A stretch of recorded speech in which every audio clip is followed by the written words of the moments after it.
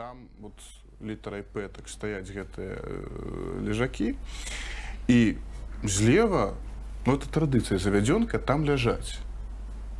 То бок паўсюль сядзяць, а там вот менавіта займаюць чаргу, каб паляжаць і каб вот пахвастацца венікам. Лежбы з чакоцікаў. Вось! А ты ж гэтага не ведаеш? Нас сагналі пару разоў адтуль, ледзь не з мацюкамі. Паважаныя гледачы, і мы пачынаем нашу онлайн-праграму «Віно». Сёння з намі госць бард, паэт, перакладчык і пісьменнік Алесь Емельянаў-Шуловіч. Мы вядучыя Дар'я Трайден і Рамаіс Меракян. І, як мы абяцалі, у нас тут невялічкі сюрпрыз. Да нас далучыліся яшчэ два чалавекі, якія будуць дапамагаць нам распытваць і па-звярынаму накідвацца з пытаннямі на Алеся Емельяна-Шуловіча. Журналістка Ася Ільніцкая. І пісьменніца, перакладчыца Яніна Клімчук. Так, пачнем з першага пытання. Мы тут ужо самае смачненькае абмеркавалі, напрыклад, тое, што Алесь вельмі любіць хадзіць у лазню, але вы пра гэта ўжо нічога не даведаецеся.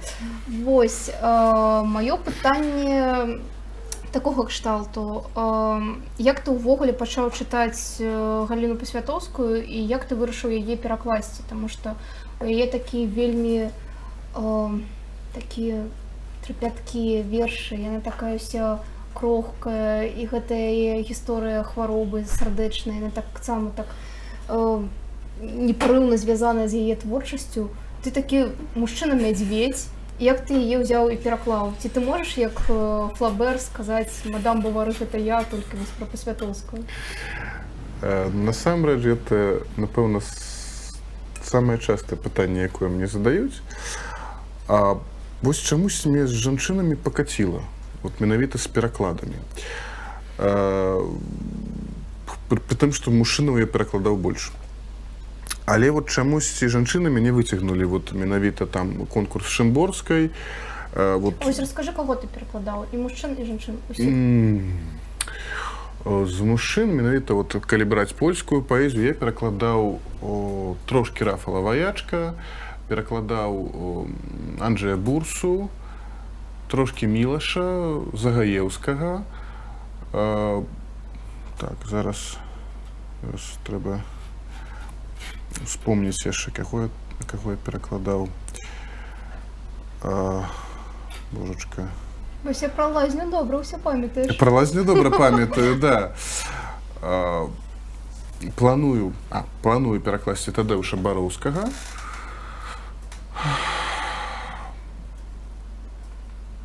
Ну, бадай, што вот з мужчын, напэўна, і ўсё.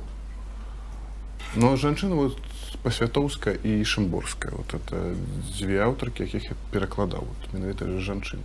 Але ж яны менавіта і выстралілі. Пасвятоўская, калі я толькі пачынаў чытаць польскую літаратуру, цікавіцца польскай паэзіяй у прыватнасці, я знайшоў такі сайт Выврота.pl. Гэта такі культурніцкі сайт, наколькі я так зразумеў, ён аматарскі. Там публікуюцца як вершы вядомых паэтаў польскіх, так і вершы проста вот нейкіх карыстальнікаў. Я просто там вот у трэчцы вершы знаных, вершы вядомых, я пачаў нешта чытаць, шукаць. Ну, знайшоў незнаёмае прозвішча, я яшчэ не ведаў, хто такая Галіна Пасвятоўская. І я звычайна спачатку чытаю творы, а потым ужо цікаўлюся біяграфіяй. Пачытаў адзін верш, другі, трэці. Нейк зацягнуў, думаю, дай перакладу, што там атрымаецца. Пераклаў адзін верш, другі верш, спадабалася, потым пачаў чытвацца ў біяграфію. Аказваецца, што яе і лёс такі трагічны, і вельмі цікавая, і маладая памерла, і там такі вот. Тебе падабаецца, калі маладымі паміраюць? Да. У мяне нават была ідэя зрабіць анталогію, перакладную анталогію польскай паэзіі самагубцаў. Вот. Ну, як не дзіўна, вот менавіта ў польскай паэзіі чамусьці вельмі шмат паэтаў-самагубцаў і так званых выклятых паэтаў. Ну, пасля Верлена, Рэмбо, там, і забыўся, і трэцяя паэта, Бадлера. Вот гэты цэтлік, да, вот, што выклятыя паэты, яго сталі чапляць да ўсіх вот паэтаў, якія вялі там нейкі іншы адрозныя ад усіх лад жыцця. І Пасвятоўска таксама, дарэчы, падпала пад гэты вот, як бы, пад гэтую этыкетку, да, вот, выклятая паэтка. Але ж я пакуль яшчэ этого нічого не ведаю, я чытаю вершы перакладаю. Мне назбіралася дзесьці на падборку вершаў, і я прапанаваў іх у дзеяслоў, іх узялі, а потым абсалютна выпадкова мне тэлефануе выдавец і кажа, што вот ёсць там такая нейкая арганізацыя, якая можа выдаць кніжку перакладную з польскай мовы. Ну, я кажу, добра. Мне на той момент дзесьці там, можа, пару десяткаў вершаў было, і я пачаў працаваць, то бок ужо пачалася праца над кніжкай. І я працаваў, наперакладаў, выдаўцу прыношу, ён кажа, а я вот не ведаю, ці будзе там што, ці не будзе, неяк яны там ужо не хочуць фінансаваць гэтае выданне, но кніжка-то ўжо ёсць. Трэба ж неяк да лагічнага канца давесці. Ну, я пайшоў у польскі інстытут, папрасіў дапамогі. Ну, у выніку атрымалася кніжка. Вось цудоўна, і за гэта, я лічу, трэба выпіць. Дарэчы, мы ў анонсе назвалі цябе аматарам размоваў за келіхам, і ці так гэта на праўдзе? Ну, насамрэч, я вельмі люблю такія размовы.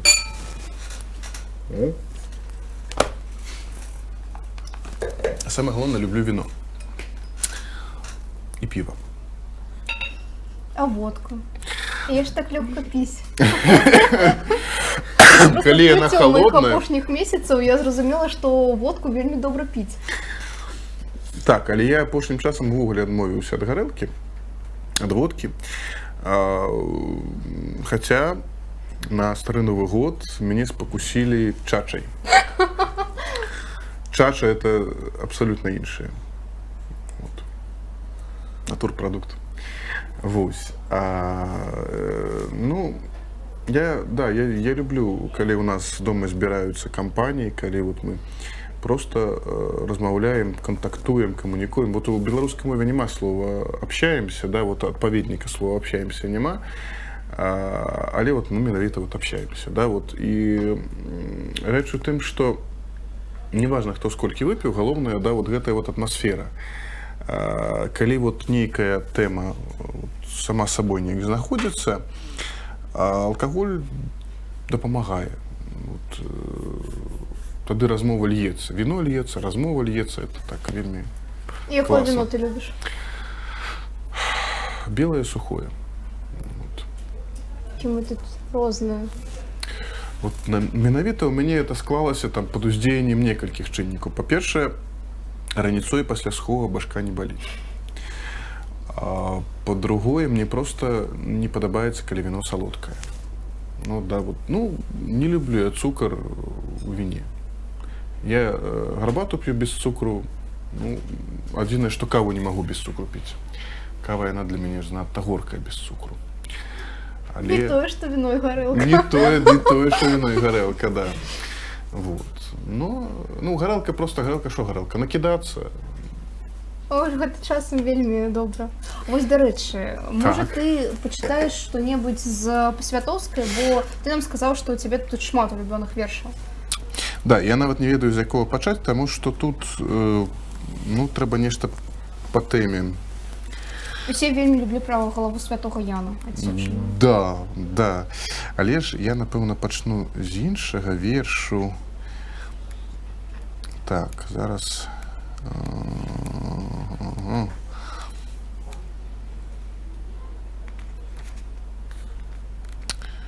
Зараз трэба заўсёды шукаць па...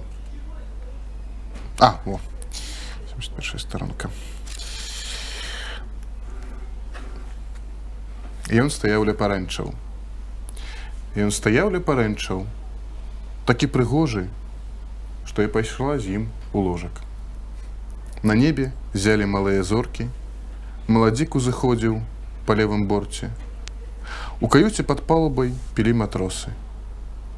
У агромністым акіяне быў толькі наш карабель.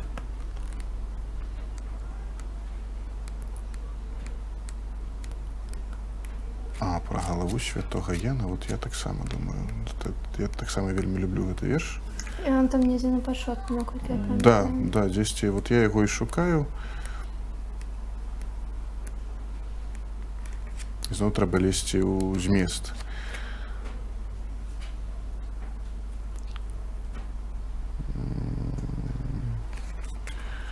Раз, даруйце. Я, можа, я погляжу там пра сэрца нешта.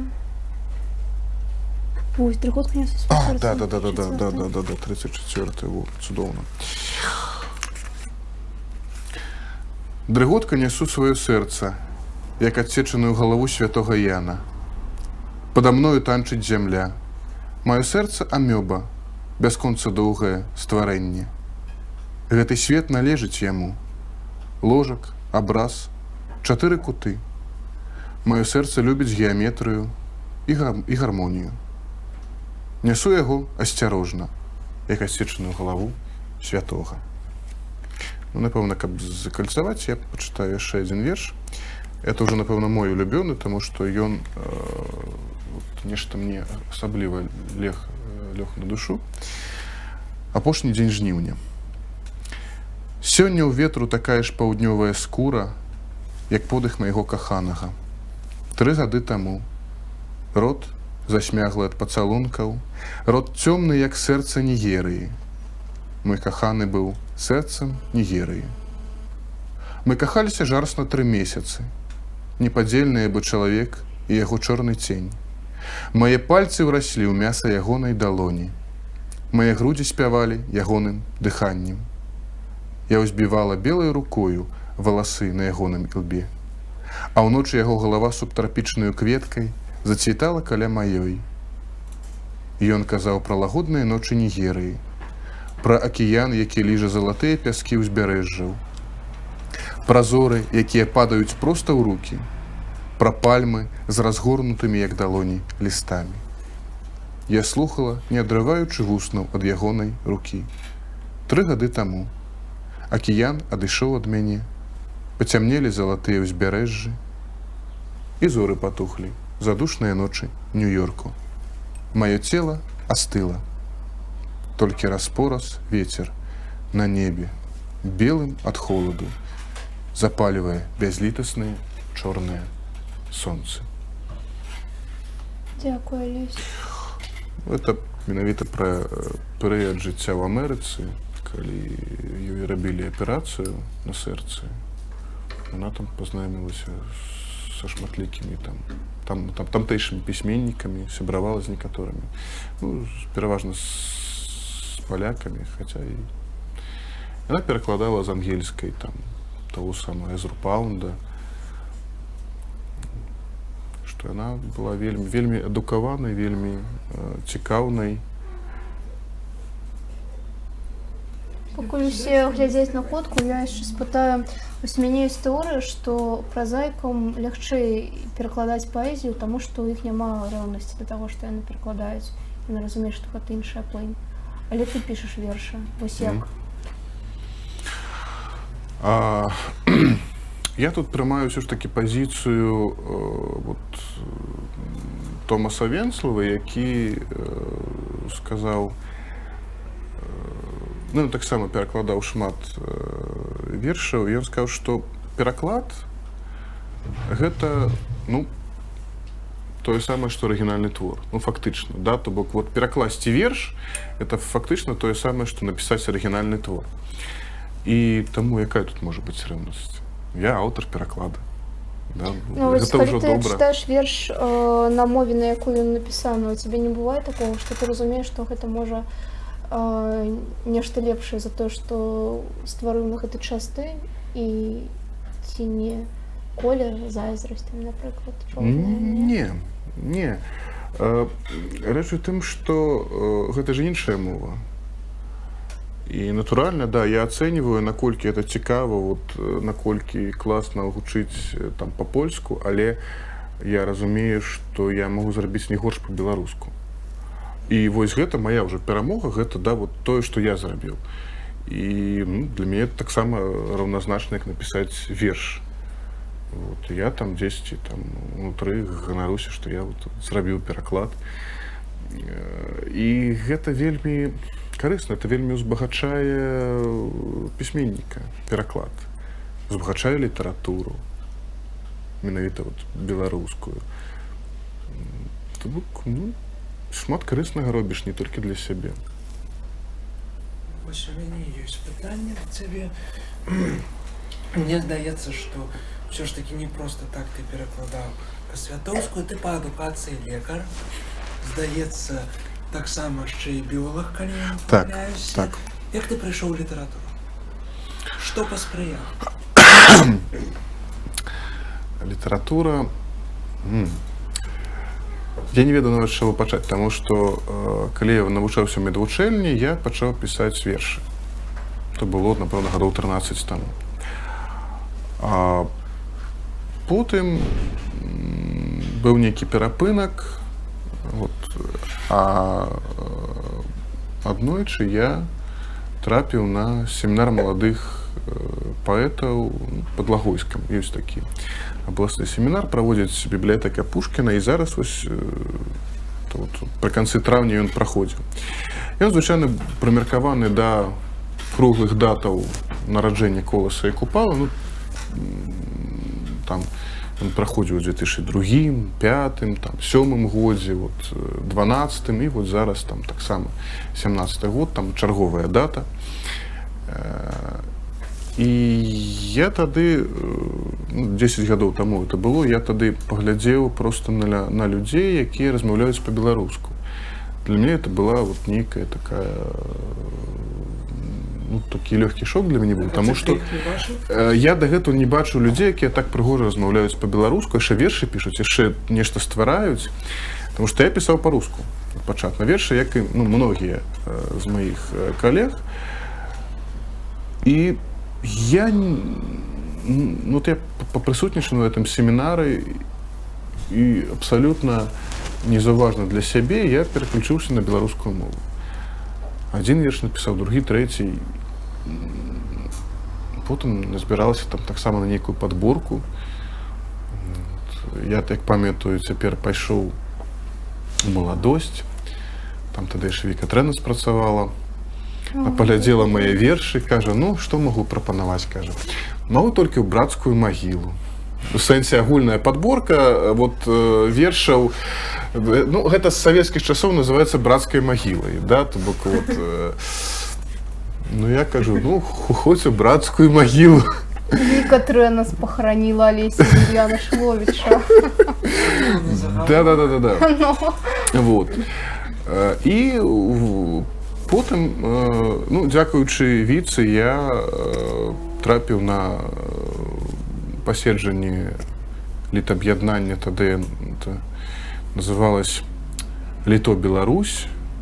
Зараз гэта аб'яднанне майстэрня незалежнасці 43, вот, якім кіраваў і зараз кіруе Гера Барташ.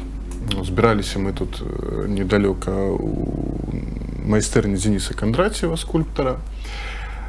А потым я трапіў ужо да вядомай нам усім Людмілы Рублеўскай на літаб'яднанне. І неяк вот так вот пачалося. З'явіліся новыя творы.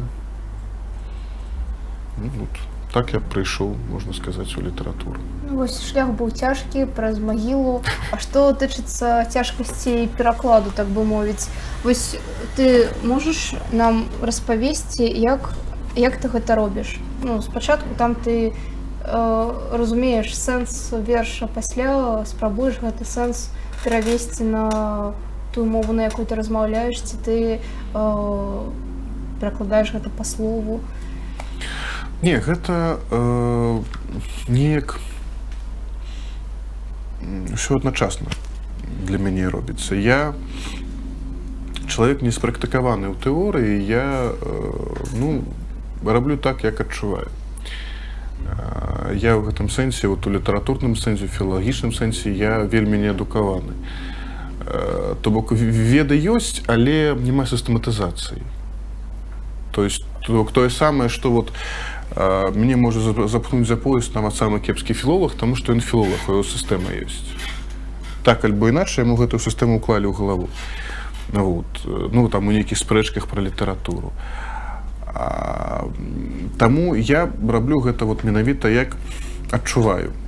І, натуральна, я чытаю нейкія там кніжкі па тэорыі, перакладу, але яны мне, ну, я нешта прачытаў, забыў. Все одно я раблю неяк так, як мне падаецца больш правільным для мяне. Так зручней для мяне. Калі я чытаю верш, у мяне ўзнікаюць у галаве вобразы.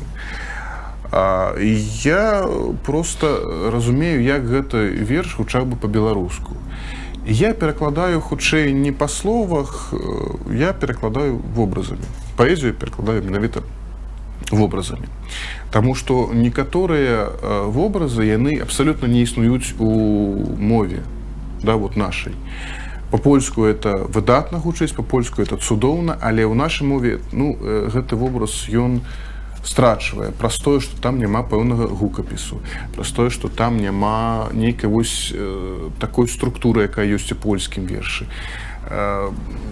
Ну, з верлібрамі прасцей, таму што верлібры, яны не патрабуюць дакладнай метрыкі, і ты перакладаеш ужо нейкім сваім рытмам, са сваімі акцэнтамі, і гэта ўжо атрымліваецца беларускі верш. Вот. Вось, калі засяродзіцца на канкрэтным вершы, вось, напрыклад, на гэтым караценькім, уся планета поўная самоты, і ўсяго драбочак твае усмешкі, усё мора поўнае самоты, над ім твая пяшчота, як заблуканая птушка, усё неба поўнае самоты, а ў ім толькі адзін анёл з крыламі, лёгкімі, як твае словы. Ці быў у польскай мове анёл і птушка, ці гэта беларускія? Яны натуральна былі, просто там іншы парадак словаў. Есть цała ziemia самотносці, да? Ёсць цэлая зямля самоты, да? Вот. То бок па-беларуску гэта, ну, не гучыць, трэба было перабудаваць фразу. Вот. Адпаведна, да, трэба нечым ахвяраваць, каб стварыць нейкі новы вобраз, каб гэта гучала. Ну, так я вельмі вялікую увагу надаю гукапісу. Да, вот. Ну і, натуральна, калі гэта атрымліваецца, імкнуся захаваць гукі, якія вот у арыгінале ёсць, і каб гэтыя гукі вот былі і ў перакладзе. Маё пытанне будзе гучаць наступным чынам. Ты паэт, бард, перакладчык. Які з гэтых чыннікаў галоўным з'яўляецца? Хто ты ў першую чаргу? Паэт, перакладчык, ці то гэта неяк спалучаецца? Вось як ты? Напэўна, у розны час я розны чалавек. В тым сэнсе, што раней я лічыў сябе паэтам. Дакладней, мяне лічылі паэтам. Я ўвогуле не ведаю, хто я і што я такое. Цяпер, улічваючы, што неяк вот у мяне я больш вядомы стаў як перакладчык, апошнім часам неяк я становлюся больш вядомым як дзіцячы пісьменнік, што таксама для мяне вельмі цікава і незвычайна. То на сённяшні момант я хутчэй перакладчык. Вот, калі казаць пра сённяшні дзень, то я перакладчык. Таму што я яшчэ не паспеў стаць празаікам. Вот. Як дзіцячы пісьменнік я таксама лічу, што я пакуль яшчэ не сцвердзіўся, а вот, ну, перакладчык, ну, падай, што вот такая іпастась, якая мне імпануе сёння найбольш. А ці перакладаеш ты з якосці мовы апрача польскай? З ангельскай, але гэта для мяне цяжка, таму што ангельская мова ў мяне ў глыбокім пасіве. І для мяне гэта цяжэй, чым з польскай. Ну, з расійскай, натуральна, перакладаю, з украінскай, ну, бадай што і ўсё. Спрабаваў з балгарскай, але гэта, ну, Вельмі цяжка. гэта вельмі цяжка, да. А каго ты перакладаў з украінскай? Ну, вот, напэўна, самая вядомая гэта Віка Дзікабрас, якая прыязджала на Старыцоўскі фэст. Неяк у нас такі тандэм атрымаўся неблагі, на мой погляд.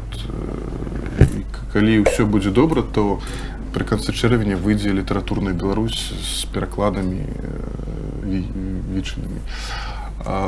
Перакладаў калі баюся памыліцца з іменем, напэўна, Антон Остапенко альбо Зміцер, вот не памятаю. Антон Остапенко, да, здаецца, Антон Остапенко. І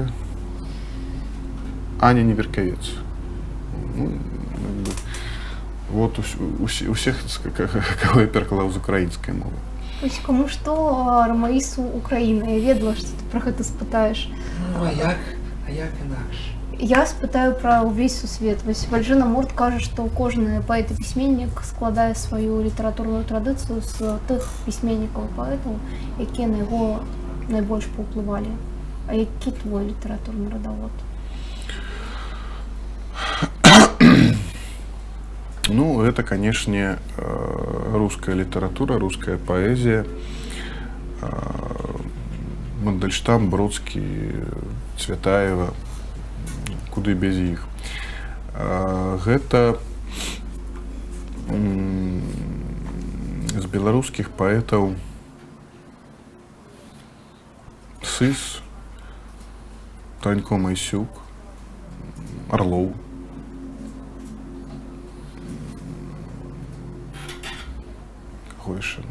Разанов. А з замежных, ну вот Оден, якога я перакладаў трошки зусім.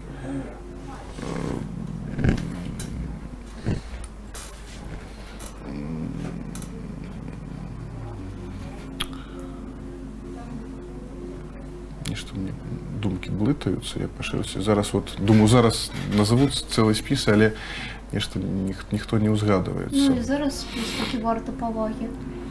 Вот, ну, то бок, я просто про гэта не задумываюся, калі вот так вот в звычайным жыцці, а тут в мяне напружылі, я вымушаны нешта казаць. Ну добра, вось калі не напружвацца, дзіцячая літаратура, гэта для мяне ўвогуле такая вельмі незразумелая сфера, таму што ты пішаш для маленькага чалавека, які, ну, цяжка ўявіць, як ён думае, як ён бачыць сусвет, што яго можа параніць, што яго закране, як ты для сябе гэта вырашаеш? Фокус групы на дзецях ёсць? Мне дачка. І спачатку я пісаў пра яе вершыкі для яе вершыкі. Потым, калі яна падрасла, калі пачала размаўляць, я пачаў нешта з ёю запісваць. І неяк гэта ўсё, потым з гэта атрымліваліся апавяданні, нейкія казкі. Вот. То бок дарослы пісьменнік, ён пачынае пісаць дзіцячыя творы, калі у яго з'яўляецца дзіця. Это вельмі часта.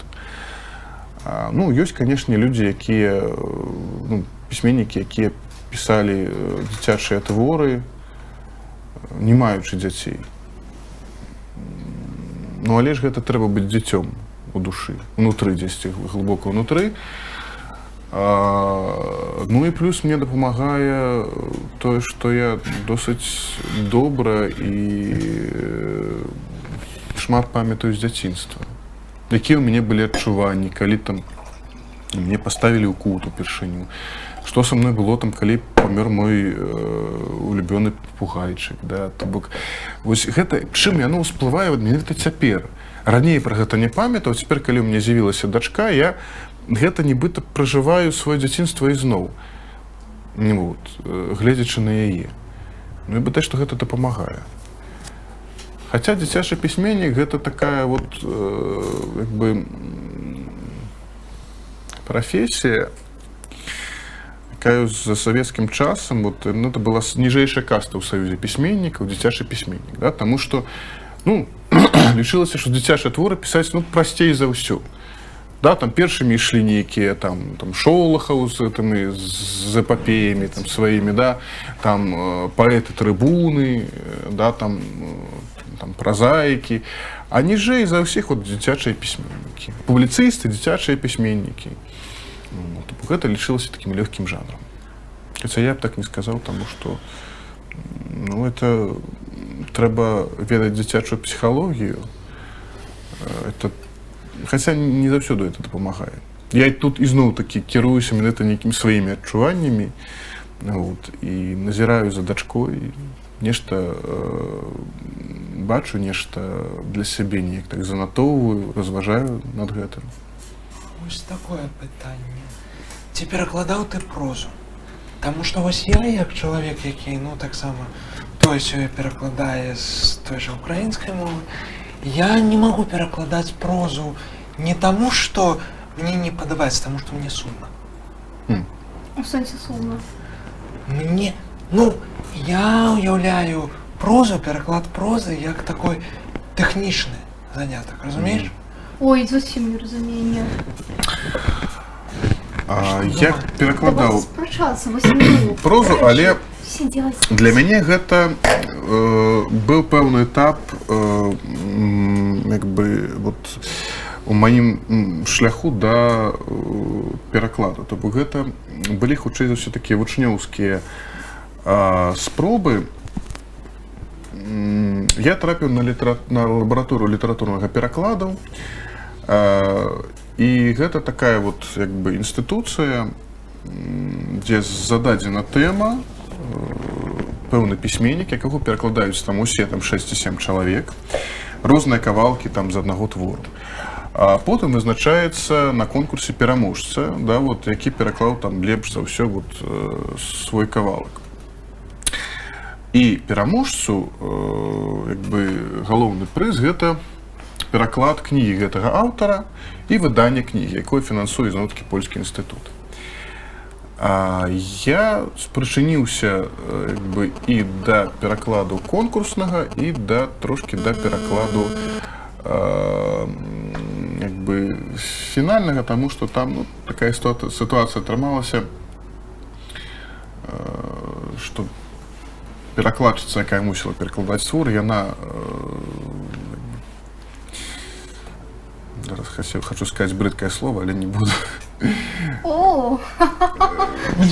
Шчыра, мне цікава. Яна, хочу сказаць брыдкае слово, але не буду. Што з ёй сталася? Яна проста зацягнула дэдлайн, і яна, тое, што яна мусіла перакласці за паўгода, яна не пераклала. У выніку там з 24 раздзелаў яна пераклала 1,5 за паўгода. Я вымушаны быў там дапамагаць, каб паспець да месяца польскай літаратуры. Што перакладалі? Даленгу Мастовіча. Кар'ера Нікодема Дызмы. І я натуральна перакладаў вельмі хутка. Нейкай спрактыкаванасці мне не было, каб перакладаць прозу. Паэзію насамрэч перакладаць прасцей. Таму што паэзія гэта эмоцыі, паэзія гэта вобразы. Проза гэта увесьчаснае сядзенне за сталом, гэта думанне, гэта менавіта это сапраўды больш тэхнічна. Таму што трэба з прозы ўсё проста, трэба скласці падрадкоўнік і па гэтым падрадкоўніку ўжо перакладаць. Таму з аднаго боку гэта цікава, з іншага боку для паэта гэта цяжка, бо гэта час, якога заўсёды няма. Я не кажу, што не трэба час на тое, каб перакласці там верш, але верш, ўсё ж такі, да, там 100 сімвалаў і там 2000 сімвалаў, да, ўсё ж такі это. Ой, Моисей, Маша, ты хочаш нешта спытаць, але мы амаль 40 хвілін у эфіры, і мы столькі выпілі, і я вельмі хочу ў прыбіральню, таму трэба гэта тэрмінова ўсё скончыць. Вось, з намі ў студыі быў Вытрываем. З намі ў студыі быў бард, паэт, перакладчык і пісьменнік Алесь Емельянов Шулович, вядучая Дар'я Трайден і Рамаис Миратян. Таксама да нас далучыліся людзі не чуждыя літаратуры, таксама журналістка Ася Ільніцкая. И писатель, переводчик Янина Кричук. Мы вельмі дзякуем кнігарні Логвінаў за тое, што далі нам месца для гэтай размовы за кельхамі. Да пабачэння праз 2 тыдні. Дзякуй. Пакуль.